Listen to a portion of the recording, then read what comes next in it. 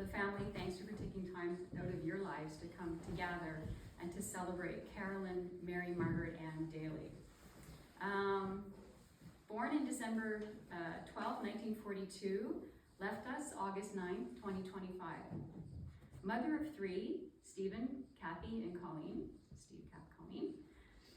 Nanny to 7 grandchildren, Caitlin, Cameron, Nathan, Sydney, Matthew, Mitchell, and Jamie. Carolyn, mom, grew up on Dudemaine Street in Montreal with her adoptive parents, Marjorie Clancy and William Daly. Her older sister Pauline, as well, with her older sister Pauline, as well as her adopted brother, for a short time, Jimmy. The family spent their summers here at Lake McGillivray, this beautiful piece of paradise, at the cottage with friends and close family. Her father was the original landowner in the Lake McGillivray region in the community and donated much land to the community and was one of the original builders of the camp that you passed when you were coming up, Camp Amy Molson, as well as this chapel that we're all gathered in. Sadly, he passed away at a very young age. Mom loved him dearly and missed him terribly. Mom recounted so many stories of the antics and shenanigans, I'm looking around at some of her friends here that grew up with her, that went on up here, swimming across the lake with their towels on their heads so that they could get to the other side of the lake and have dry towels. Sleepovers at the day post, cottage, beach days, her first kiss in the old abandoned farmhouse. Mom loved the cottage and had so many wonderful memories of her childhood up here.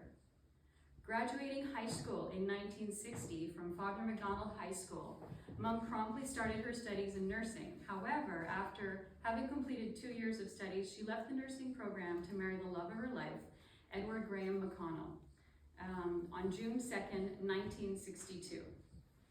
She quickly adapted to family life as a stay-at-home mom with the birth of Stephen, firstborn, in 1963, myself in 1966, and Colleen in 1972. As we grew a little older, Mom went back to work to help financially support the family, our activities, and our education.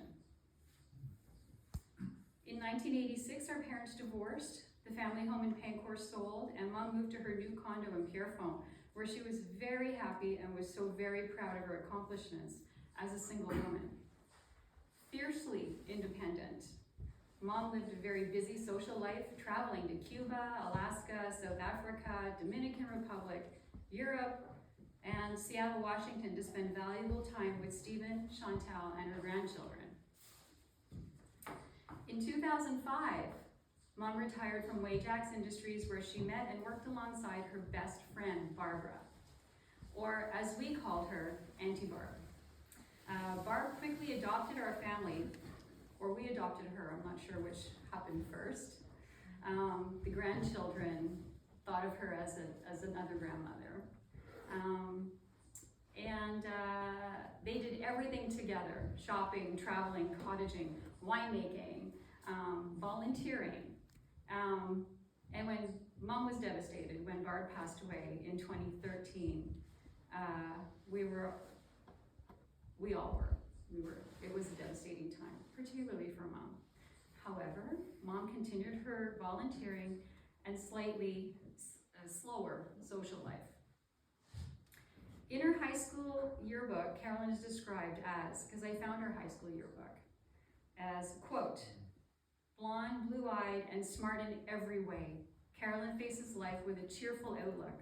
Her willingness to forget self for others, her generosity and courtesy are factors that will win for her the affectionate esteem of her future patients, because they knew she had talked about going on to be a nurse.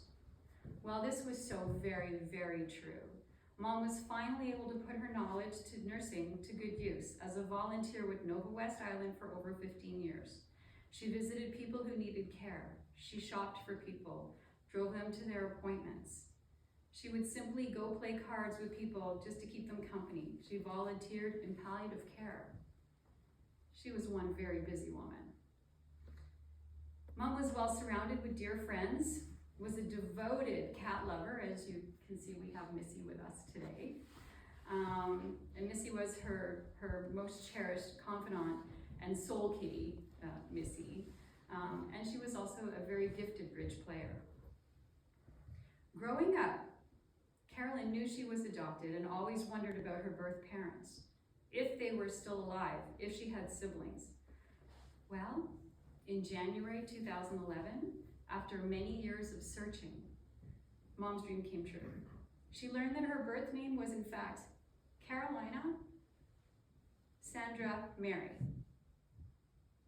She was born in Montreal, and she had two brothers. Sorry, I forgot to bring Kleenex. Dad, move. She had two brothers, Larry and Michael Jacobs. Although she did not meet her birth parents, Mom did meet her brother Larry from Saskatoon during a visit when he came here in 2023 and stayed with us. She has spoken numerous times with her brother Michael, who lives in Hamilton, Ontario. And finally, Mom felt whole. She felt complete.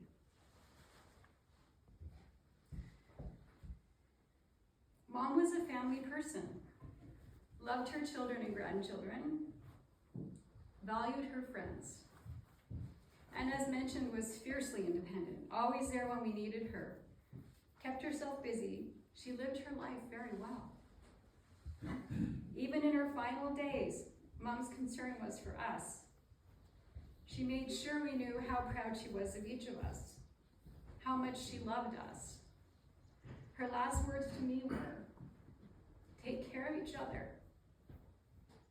And that's exactly what we'll do, Mom. You taught us well. Your love remains a part of us forever.